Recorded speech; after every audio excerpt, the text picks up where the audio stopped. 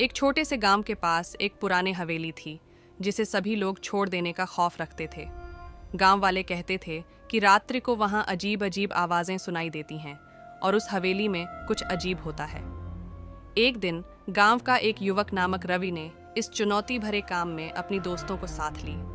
रात का समय आया और वे हवेली की ओर बढ़े। हवेली के दरवाजे खुद बंद हो गए थे, लेकिन उन्होंने बड़े होश से दरवाजे को खोला।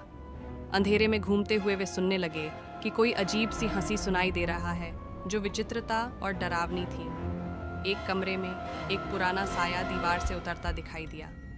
रवि और उसके दोस्त वहां पहुंचे और उन्होंने देखा कि साया उनकी ओर बढ़ रहा है। वे भागे, पर साया हमेशा उनके पीछे आ रहा था। आवाजें बढ़ गईं और हवेली विभीषिका से गूंथ गई। रवि और उसके दोस्त ने देखा कि साया एक अजीब से कलम के साथ कुछ लिख रहा था।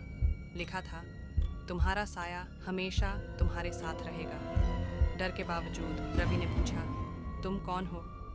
साया हंसते हुए बोला, मैं एक खोई हुई आत्मा हूँ जिसने खोज कर लिखा है कि सच्चा दोस्त कभी छोड़ा नहीं जा सकता।